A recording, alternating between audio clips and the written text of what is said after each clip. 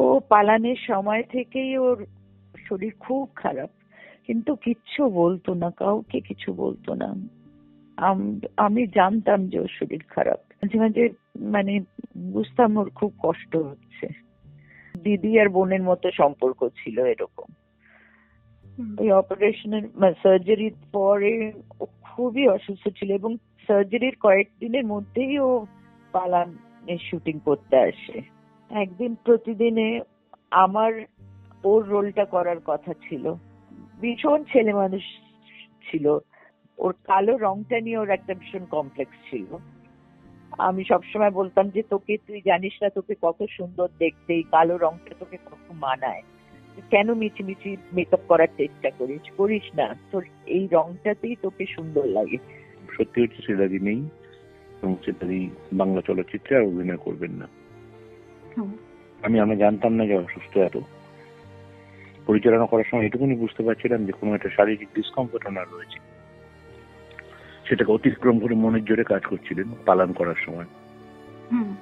কিন্তু কখনো সেটা শেয়ার করেননি আমাদের কারোর সাথে, কি সমস্যা বা কি চলে যাওয়ার যে প্রস্তুতি ছিল একটা অসুখের কারণে, সেগুলো আজকে জানতে পারছি।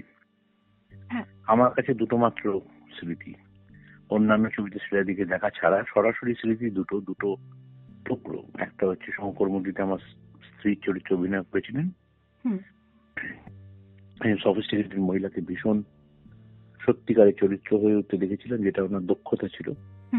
এবং পালানে ছোট উপস্থিতি, সেটা আমার কাছে খুব ইম্পর্টেন্ট স্মৃতি, কারণ মৃণাল সেনের হাত ধরে যার যাত্রা শুরু, মৃণাল সেনকে উৎসর্গ করা একটা ছবিতে তার যাত্রা শেষ হচ্ছে। এত সুন্দর বৃত্ত সম্পূর্ণ হয় কোনো ভালো মানুষের ক্ষেত্রেই, সেটা শ্রীলাদির ক্ষেত্রে হলো। আর যদি কিছু পজিটিভ ভাবতে হয়, যে শ্রীলাদি এখন তার সব থেকে প্রিয় পরিচালকের কাছেই আছেন। আমার প্রথম ছবি একদিন প্রতিদিন, তখন আমি ক্লাস 5 এ পড়ি। ভীষণ পাওয়ারফুল একটা, সেটা পরবর্তীকালে বুঝেছি, তখন বোঝার মতো বয়স হয়নি। তো পরবর্তীকালে শ্রীলাদির সঙ্গে থিয়েটারও করেছি। এখন যদি উনি কাজ করতেন, কম বয়সে হতেন, তাহলে হয়তো অনেক বেশি উনি মানুষের কাছে পৌঁছতে পারতেন।